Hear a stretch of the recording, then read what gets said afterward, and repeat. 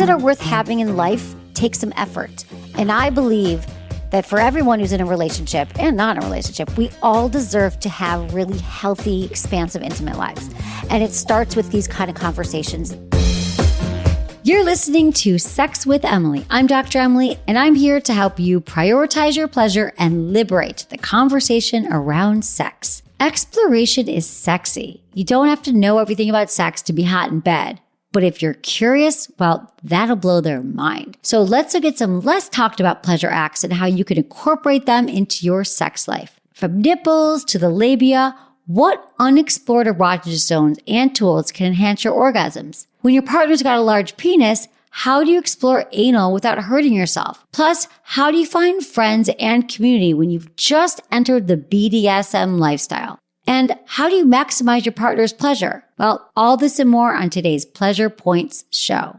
Intentions with Emily. For each episode, I want to start off by setting an intention for the show, and I encourage you to do the same. Well, my intention is to inspire you to try something new in your sex life. Whether it's a small tweak or overall evolution to your sexuality, you're growing, which is the best mindset for a pleasure-filled life. Please rate and review Sex with Emily wherever you listen to the show. My new article, How to Have Great Sex During Perimenopause, Menopause, and Beyond, is up at sexwithemily.com. Check out my YouTube channel, social media, and TikTok. It's all at Sex with Emily for more sex tips and advice. If you want to ask me questions, do it. Leave me your questions or message me at sexwithemily.com/assemily or call my hotline 559-TALK-SEX or 559-825-5739. Always include your name, your age, where you live, and how you listen to the show. Plus, you could change your name or choose to remain anonymous. Before we get into today's show, I have to tell you something that is very, very exciting. If you haven't heard the news yet, I am coming out with a book.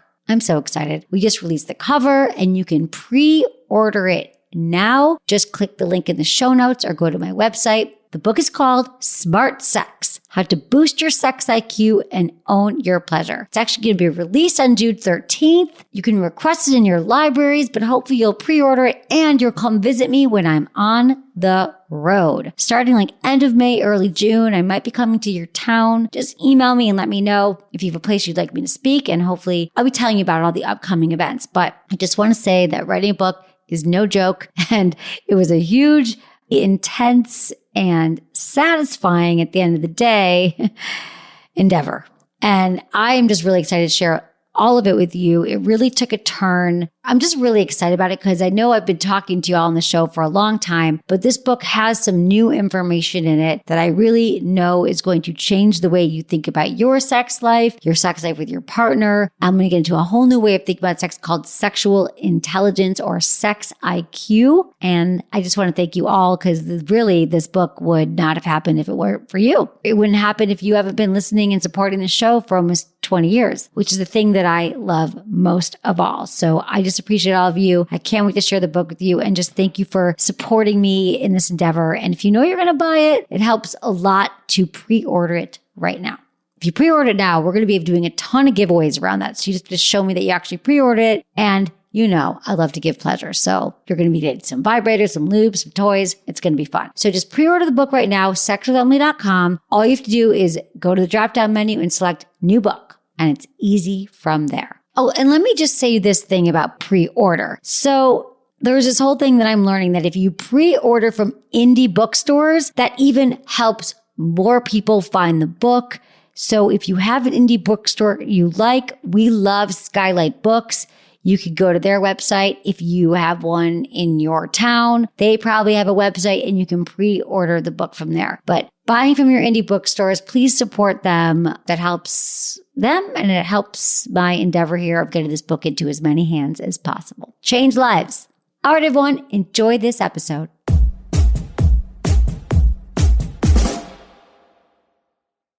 By now, you've probably heard my Magic Wand story. It's a brand that's been part of my personal journey for more than 20 years.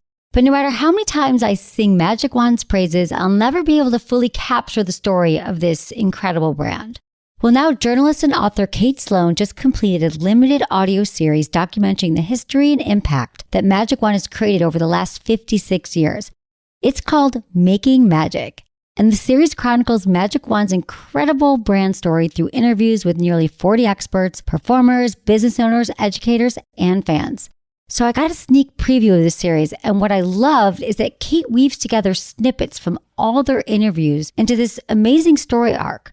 She covers Magic Wand's journey from appliance store massager to its legendary influence on culture and sexual independence, and it's all just fascinating. The first episodes of Making Magic are available now at makingmagicseries.com or on all popular podcast platforms. Just search for Making Magic or visit makingmagicseries.com today.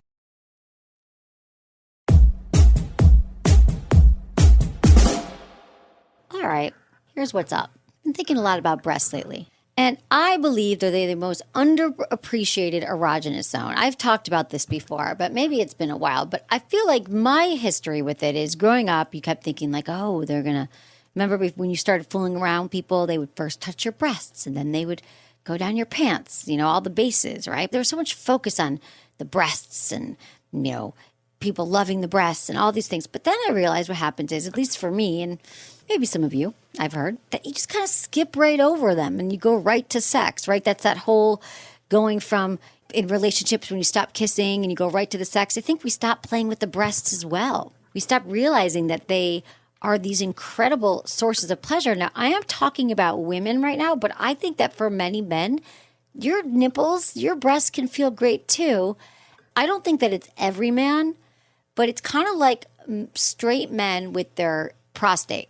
That a lot of guys are like, no way, no go, makes me gay, da-da-da. But now I think that men are realizing that the sex act does not make you gay, and you have this incredible erogenous zone on your body, you might as well explore it. And I think that men are opening up to that more.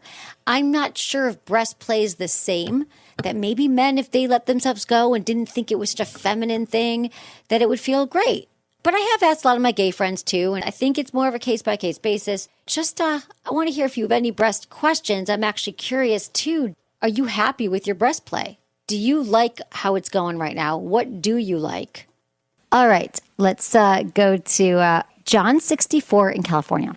Hey, Dr. Emily, I came across your site and thank you for opening this forum. My wife and I have just very recently discovered a BDSM lifestyle. Who knew? We're a monogamous, straight, married couple of about 20 years and do not envision that changing. Although we thought we would be identified as switch in our play, I knew almost immediately that I was the sub and that was all I cared to be. So when he says switch, that someone would be dominant and then someone would be, submissive and then they would switch. I held off telling her as long as I could, 3 days, LOL, because I thought that she too expected and wanted to be the sub. She's naturally deeply caring and submissive. Contrary to this, I've been very dominant in every aspect of my personal and professional life forever, large corporate executive, etc. This has opened up our lives, extensive communication, a broader and more fulfilling sex life, and a deeper mutual trust than we've ever experienced before. We weren't bad before, but we both feel like this has brought tremendous balance to our life beyond our sex life. My question, how do we expand our social circle to find and socialize with other like-minded couples? We aren't interested in changing our monogamous lifestyle or sharing our actual sex play with others, just a safe means to socialize with persons of a like lifestyle and life experiences. Well, John, I love this, first of all. I love that you guys have opened up your play to something a little bit different, a little kinkier after 20 years. I hope that there's people listening who've been in relationships and you think, this is it. This is how we're always going to have sex. I'm going to be on the top. She's going to be on the bottom. We're going to have missionary. We're going to roll over. It's going to be over. He's 64. 20 years together, and they've realized that there's a new lifestyle. And not only did they decided they wanted to be into some BDSM, bondage, discipline, sadomasochism, just could even mean handcuffs and blindfolds. It doesn't have to be a whole dungeon. But he's saying we did something and we mixed it up. And then he even went further to say, and I wanted to be submissive. It's very common for, as far as this lifestyle goes, that there are men who are dominant everywhere else in their life, right? From, the boardroom, and they've got all the things going on, but in the bedroom, they want to be submissive. Even then, that was able to work. That was another layer he went through. So I just want to congratulate you, John. Thank you for your email. And also to answer your question, okay, well, the great news is right now there are some places I can send you. There's one called, this is amazing, it's called #open. You just spell it out, #open. And it's actually a dating app, but it's for single people, it's for couples, it's literally for people in every type of relationship looking for any kind of thing. LGBTQ, non-binary, trans. There are everything on there. People who want, be in the lifestyle, swinging. And so if you check out #open, I think that it's free. So you could put a profile up there and you can sort of say, looking to socialize for people, who are like-minded. So that might be a great place to find that. Also, another site that lists a lot of different kind of events like this is FetLife. That's FET Life.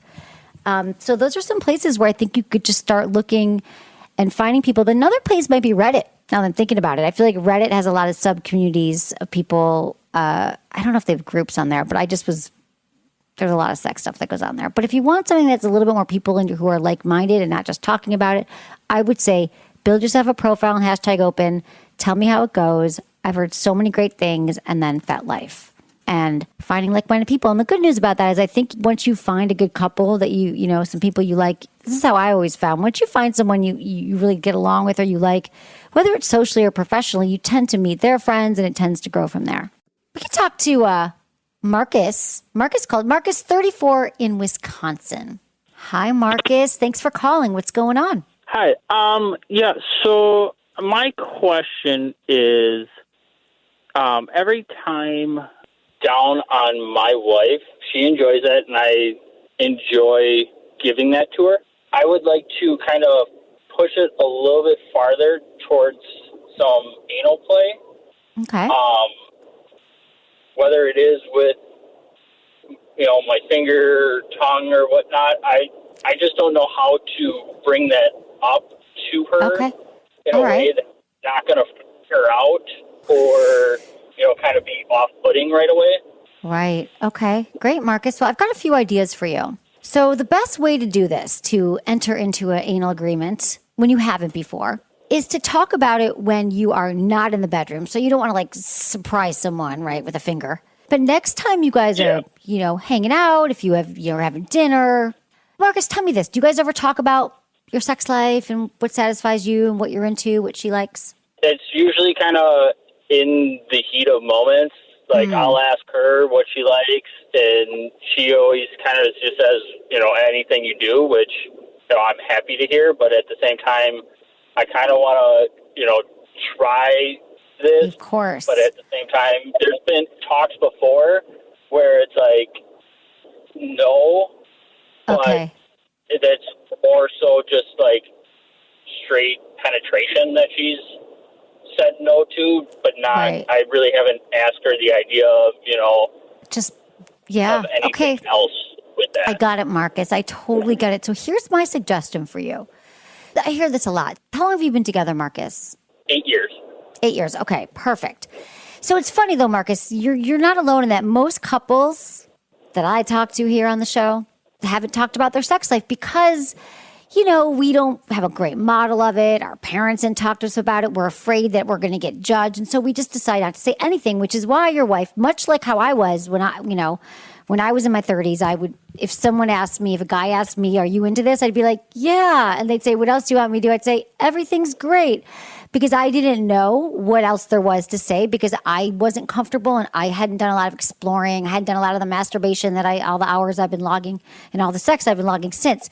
So the conversation goes something like this. I realize we've been together for so long and I really love the sex we're having. And you could even give some examples. You turn me on. I love the way you taste when I go down and you, all the things and say, but I realize that we've been together a long time and I think I would just really love to do some playing with you and figure out what might you be into? And I know we haven't talked about it, but is there a fantasy you have? And if she doesn't answer there, because she might, again, most people haven't talked about it until this moment. I've advised thousands of couples to have conversations like this, Marcus.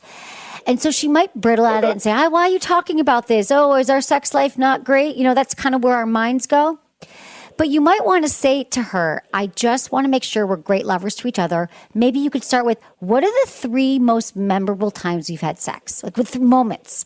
Are there 3 moments that stick out for you? Because then by her telling you that starts the conversation. And then you could tell her what you liked. And then you could just see where it goes from there. Now, you have to remember that it's not a one-time conversation. It's ongoing. And hopefully she'll take to this conversation. You can always start it and call me back. But you could just say, and then if you get to this point, you could say, I've just been fantasizing. I know we've talked about anal sex, but you could say to her, I just want to I've been listening to this show. People blame me all the time, Marcus. the show Sex with Emily. She talks about there's all these nerve endings. It can feel great for women.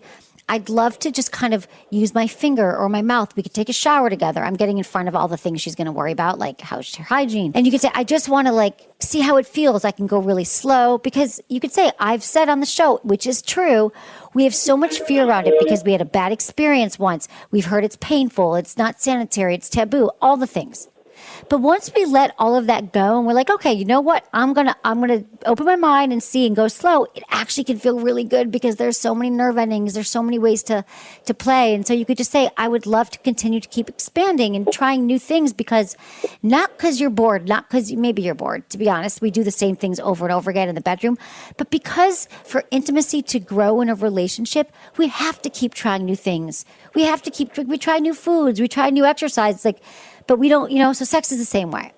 So how do you feel about having just a conversation with her overall and then seeing how it feels to kind of get her comfortable with it and then kind of move into that? It's one of those things where I just don't know how it's going to go because, like you said, we've never had that conversation before. So it's going to be interesting because, I feel like she's going to start questioning things with that. But, okay. Well, every time it's usually, we're doing something and I'll ask, does that feel good? Do you want me to continue that? She doesn't know. Should I, be somewhere else with it? She has no idea. She'll direct me in the moment like that, which that's good.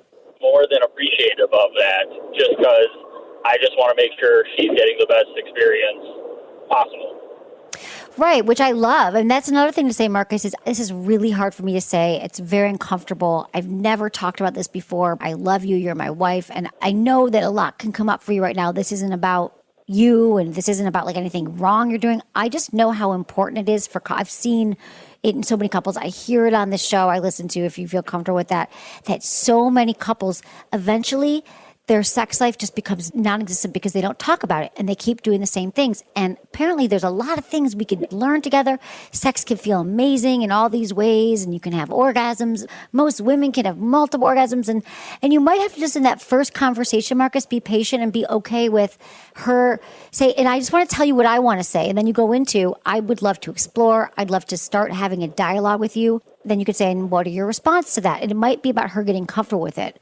And then you have another one. But I understand too, Marcus, that maybe she grew up in a religious household. Maybe she was told that it was wrong to talk about. Maybe she has no idea what feels good. So what I love is it's only been 8 years and you're 34 years old. So you can start, things that are worth having in life take some effort.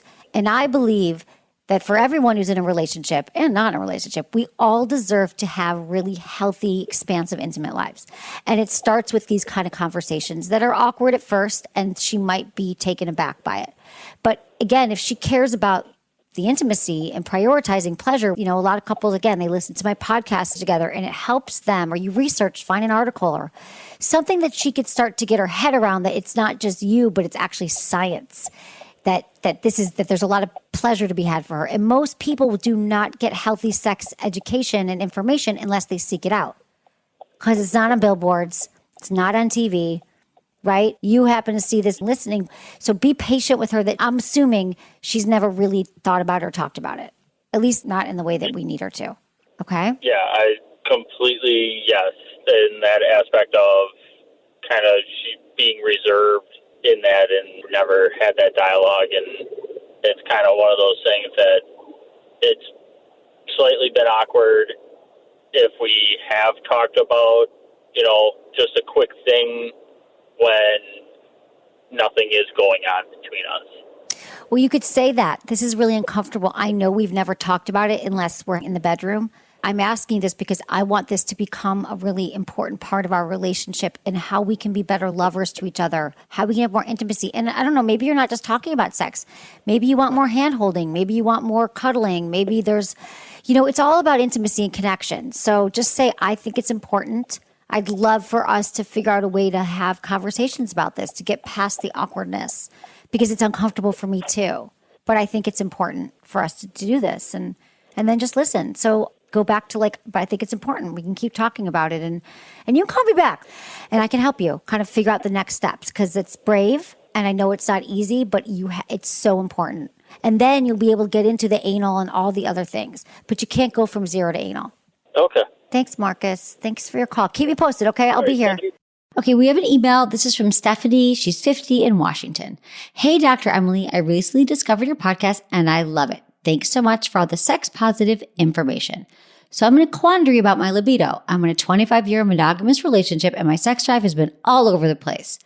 I had zero drive earlier in the year to the point that I'd honestly assumed I was going to be celibate for the rest of my life. Then I started taking some supplements this summer and now I can't get enough. Legitimately, I could have sex several times a day. I can't tell what's normal for a woman my age given most of the stuff I see online is talking about a decrease in drive as you move into menopause. And I'm not there yet. Sadly, my partner is unable to keep up with my needs at his age of 56. I do masturbate. Go magic wand. But after a few consecutive days, I find it more irritating than helpful. Is there a sex sleepaway camp I can go to? I appreciate any advice. You have to help me meet my needs in between penetration sessions. Oh my God. Okay, can I just tell you, I'm so inspired by your email, Stephanie, and I want to build a sex sleepaway camp. I really do. I feel like I should get all of my friends together that are like our age in our 40s and 50s and trying to figure this out. And I can help us all. I can coach us all along and tell us what to do because I've been on the same journey as you, Stephanie, and there's just not a lot of information out there until very, very recently. So let me just say this. You're doing all the right things. You found some supplements which can work temporarily. I'm not sure what those are, which is great. You're still masturbating. Love that. Because remember, if any of you are suffering from lower sex drive, you're not in the mood for sex, it's not going to magically just come back. And masturbating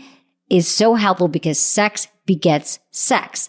But then what you're saying is it gets irritating after a few days. I get it. So let me tell you what's really happening right now from a biological, psychological level, what's happening. Perimenopause, menopause is stages of life that all women are going to go through. And typically, perimenopause can run up to 12 years, but I would say typically it's about age 45 to 52. And then menopause simply means you did not get your period for a year, which means you are now in menopause essentially for the rest of your life. So it sounds like you're not in menopause yet. You're experiencing a lot of the symptoms. And so what you're experiencing, it sounds like, is some you didn't mention the hot flashes yet, but there are hot flashes and night sweats. But what's happening is that you're having the irritation from the magic wands. You're experiencing a drop in estrogen, which is what starts happening to women. A result of that or a side effect of that is thinning of the vaginal walls, vaginal dryness, and some pain during intercourse. And there might be some weight changes, especially to your middle area, because your body's trying to hold on to the remaining estrogen it has that abdominal fat produces. You might also be having some brain fog, other mood changes, maybe sleep changes. So all of these things start to happen. Up until now, there hasn't been a lot of places for women to go. So what I'm super excited about is the onslaught of information. And in the recent past, a lot of people thought that hormone replacement therapy or HRT wasn't safe for women. And there was a fabulous article in the New York Times that came out a few weeks ago that talks about this. But essentially, up until the late 90s, early 2000s, HRT, hormone replacement therapy, was really, really popular for women. And if they did anything at all, they took estrogen because we need to supplement estrogen because it will help with painful sex. It helps to stimulate blood flow in your vagina so you will have less painful sex. You might want to take testosterone, progesterone. There's a lot of different things that you can play with to help you get your sex drive to a more normal place with less pain. And one place I'd love to tell you all about is Odella Health, because Odella is essentially the first virtual health clinic. So without leaving your home, you can get treatments for if you're postpartum or you're perimenopausal or menopausal. They treat painful intercourse, low libido, and vaginal dryness and all these symptoms. So you don't even have to go to the doctor. They can help you treat your sexual health symptoms, and they offer estrogen prescriptions that you can have delivered to your door. You get a free consultation with their medical team. Their doctor there is awesome. Her name's Dr. Ashley Winter. She is a top sexual health doctor and urologist. And I'm telling you, for me personally, estrogen has been really, really helpful. And you can get a free 30-minute virtual consultation with an Odella nurse practitioner. And if you want to check that out, I'd say go to odellahealth.com/sexwithemily. That's ODELA health. You get $50 off if you go to that URL. Let me go back to your question here is that you're taking supplements, right? Supplements aren't as good as taking some hormone replacement therapy. And yes, I know the risks, like if breast cancer runs in your family, or you've had breast cancer, talk to their doctors about it because it's less of a risk than we thought in the past, okay? I just want to say there's been some bunk studies that a lot of women in the last 20 years thought they couldn't do HRT, but we were finding that they can. And I have found it to give me so much more relief. And so that might help you. And because I love, like I said, you are like a banner patient here. You're masturbating. You're trying to find ways to make it work for you and your partner. And what I also like about hormone replacement therapy is it just starts to stabilize so you don't have to like constantly be guessing what's wrong with me. What do I need? So I would check out Odell Health and I would continue to talk to your partner about it because listen, men can also have hormone replacement therapy. So he should definitely get checked out as well if he'd like to be able to participate in the ways that you need him to. And in the ways that, let's be honest, he probably wants to as well. Men are also suffering from loss of testosterone, and this is going to affect their erections and their sex drive. So there's a whole lot going on now, but what a wonderful time to be alive because there's so many solutions and people talking about this stuff that should not be taboo. Am I right? I want to address your low sex drive and your high sex drive and how it's fluctuating. Let me just say this. If we all really take a look, I feel like my sex drive personally has been fluctuating throughout my life. And it used to be because of my periods. There were certain times a month where I was a really high sex drive and then times where I was lower. Definitely if I had new partners in my life, my sex drive was a lot higher. And so I think that we just have to accept that and start the more we get in tune with our bodies. If we don't want to have penetration, that's fine. Sometimes we just want intimacy. Like what if you and your partner did a night of intimate touching or mutual masturbation? Maybe you have less frequent penetration, but you decide when you do have penetration, it's on nights that you both plan. It's something to look forward to. Because remember, our brain is the largest sex organ. So if we're trying to have sex every night and we're not on board with it, and then we are on board with it, it's never going to happen. But if we decide like this weekend, it's going to happen and we have a whole week to look forward to it, to talk to our partners about our needs and desires. So just start monitoring it on your own. But I also want to say if you do choose to go the route of hormone replacement therapy, what I like about estrogen or progesterone or testosterone or a combination of all three is that it stabilizes your sex drive. You won't have to be worrying as much if it's going to dip or it's going to be up in such an extreme way, which sounds like what you're experiencing right now. All right. Thanks so much for your question, Stephanie. Let me know how it goes. Stick around after a short break. I'll be taking more of your questions all about exploring new areas of pleasure.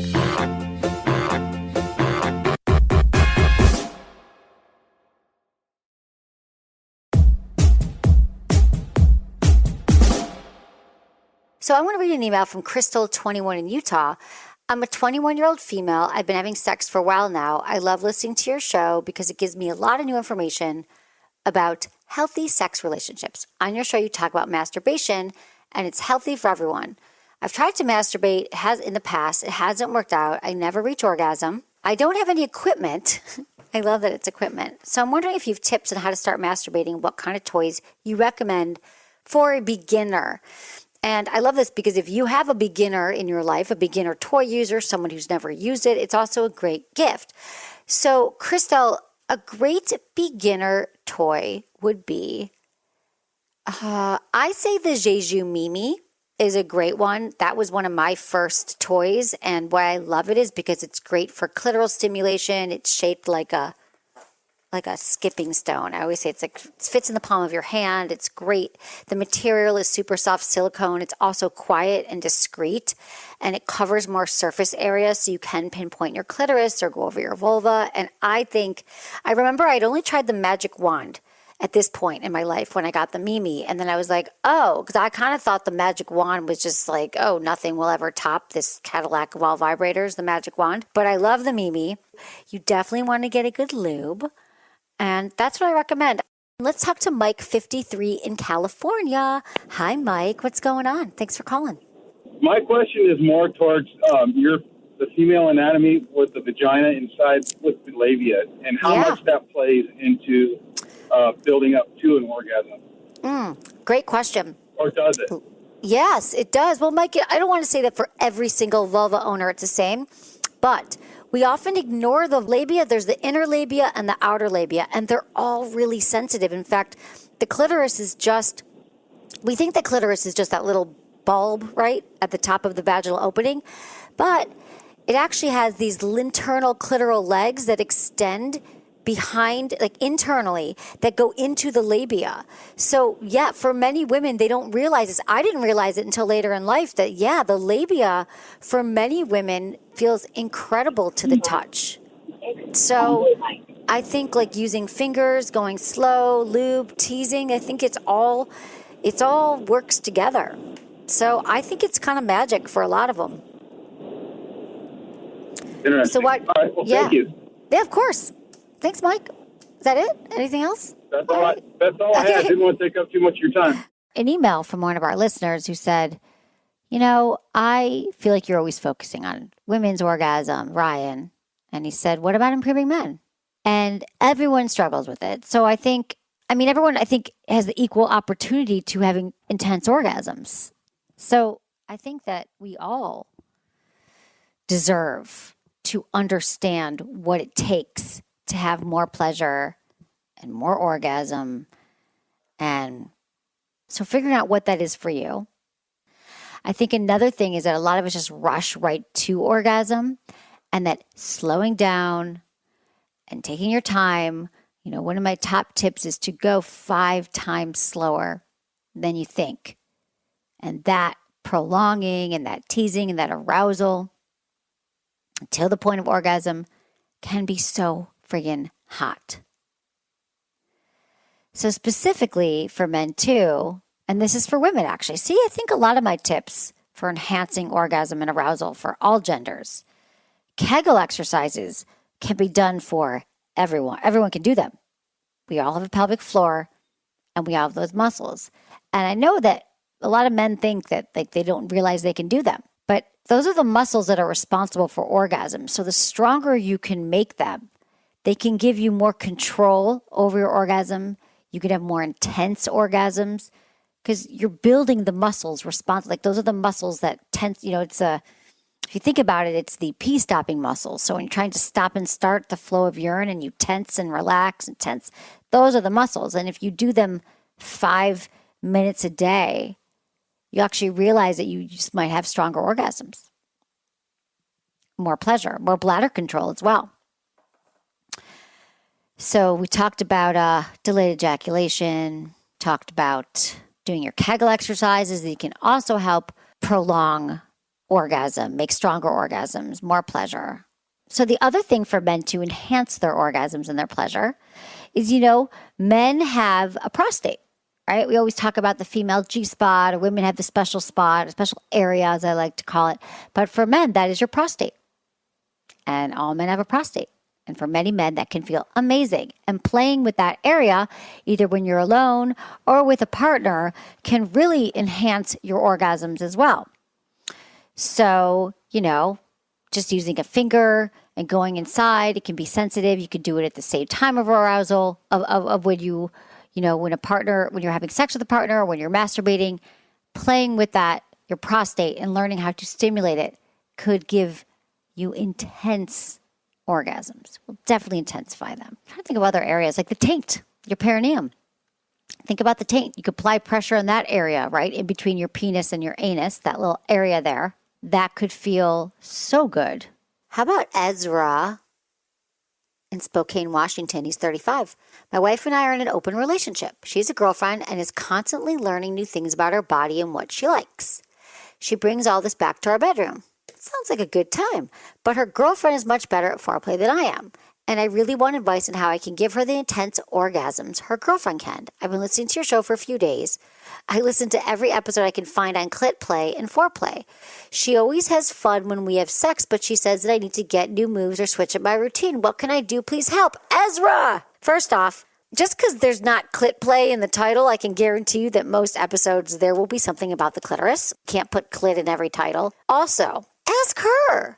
I love, Ezra, that you want to please her and you're like, I'm going to top her girlfriend. But ask her what the girl does or what she would like.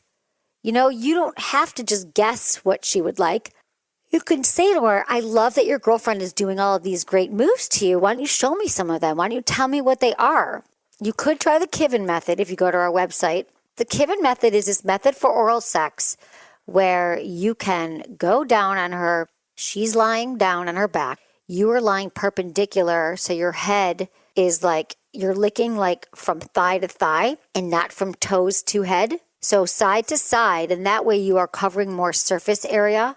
You're actually able to, with your tongue, lick the labia, all parts of the nerve endings, the labia, the clitoris, and you go back and forth, like left side, middle, left, and you just kind of can lick in a really efficient way. And the reason why I bring it up is because so many of you, it was one of those things in all these years that it was crazy how many of you emailed me, called me, DM'd me, slid into my DMs. It was like for months. And you're like, the Kevin method. Oh my God. I've been married for 20 years. My wife never came from me going down on her. Now she did. I tried the Kevin method. You all freaked out about it. You loved it. Try that, Ezra. It's a good starting place. But also ask questions. I mean, unless she's telling you to go out there and find some new moves, but try some tingly arousal stuff. Play with sensation play. Put some ice cubes in your mouth and then use some warming lube.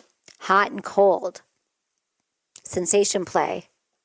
One time I had a client who gave me, or someone sent me some tingly clitoral gel. And they gave it to me. And then I was with Madison, who worked for me at the time, I remember, and we went to try it right before the show. And then we sat there and we're like 10 minutes into the show. And I was like, my clitoris is tingling. She's like, so mine. I'm like, it feels good. It was like in real time, we were feeling ourselves. This stuff works. It's really cool. It's like, why not play with all those nerve endings that we have? Think about it. Like the possibilities are endless for pleasure. Tickling, teasing, using a feather, using hot, cold, warm. You could lick and then blow. Lick, blow. Lick, blow. If you lick and you blow, it's like lick, warmer air. Right there. I know. And then when you suck, it's cooler air. Have we talked about that in a while? Blow, it's warmer. Suck, it's cooler. You don't even need ice cubes or warming gel. But I am a fan. I'm a fan of it for you. Here's an email from Christina, 29, in North Carolina. You can also email me feedback@sexwithemily.com.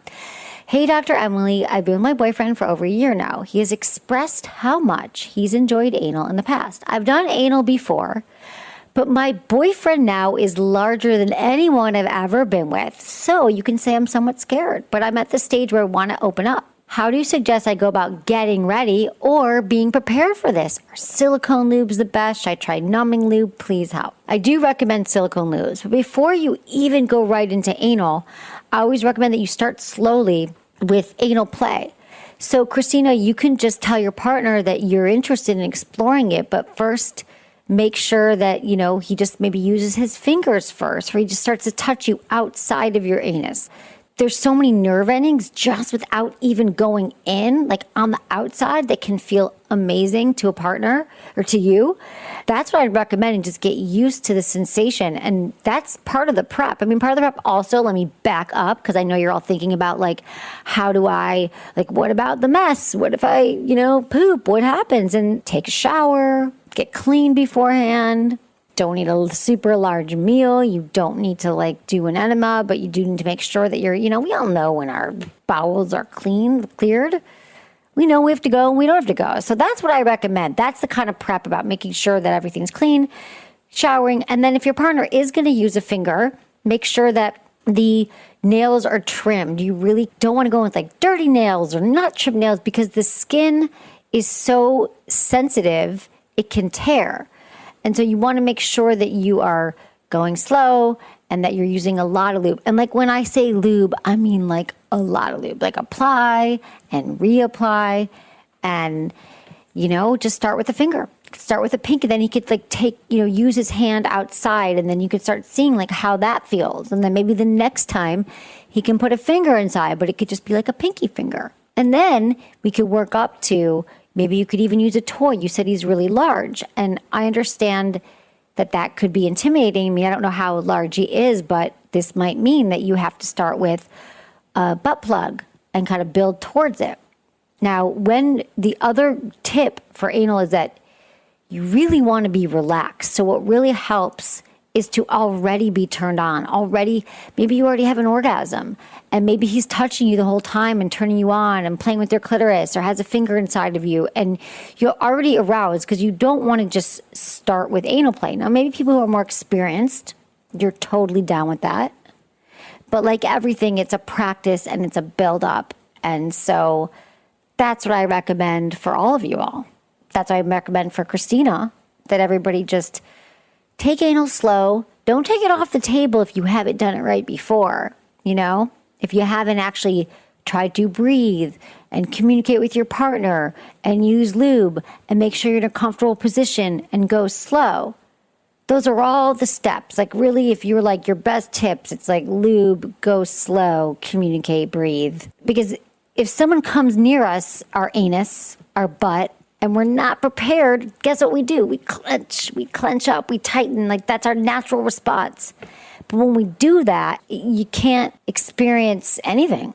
Definitely not going to experience pleasure. But when you learn to like breathe into it and kind of feel into your body, you might be surprised that it actually feels good. Now, again, there is not one sex act, and this goes for men too. It's the same exact rules for anal play for men. Anybody with an anus. It's all about that relaxation and going slow, and then realizing that, like, again, it's not for everybody, but if you try it this way, then you could say, oh, you know what? I tried all the things. I went slow. I used lube and it still didn't feel good. Then maybe it's not for you. So I think when people are like, do guys like this or do women like this? I can't tell you this. I can tell you what you could do to experiment, right? You're not a mind reader. I don't know. Maybe you're the guy you're with does like it. But I think if you're like, I just want to tease you, I want to play with it slowly. Like take my finger and trace it around the tip of your nipples with a little bit lube or a little bit tingle gel on my finger and like lick it, suck it. Another thing we're talking about temperature play earlier, is to kind of like suck on the nipple, pull back, kind of blow on it. So it's like a mixture of like warm and cold air. That's just something fun and flirty. Like, why wouldn't it feel good for men? I just think that, again, a lot of men think it's a no-go zone. Don't touch my nipples. Don't touch my anus. Why not? What if you're like on your deathbed and something happens and someone brushes against your nipple and you're like, oh my God, that felt amazing. Why am I dying? And I didn't know that nipple play felt great. I had it shut down for business. I thought nipple was a no-go zone. What if that is your secret spot? What if the nipples are the secret to your pleasure and you did not know? I just don't want you guys to be on your deathbed and be regretting all these things that you did not try sexually. That's just what I want for you. I want that for everybody. And you're never done learning about your body. And this is the final thing I'll leave you with. Do not make assumptions about what feels good to you and what doesn't if you haven't tried it, A. The second point, B, is just because you tried it once doesn't mean that it's necessarily off the table forever.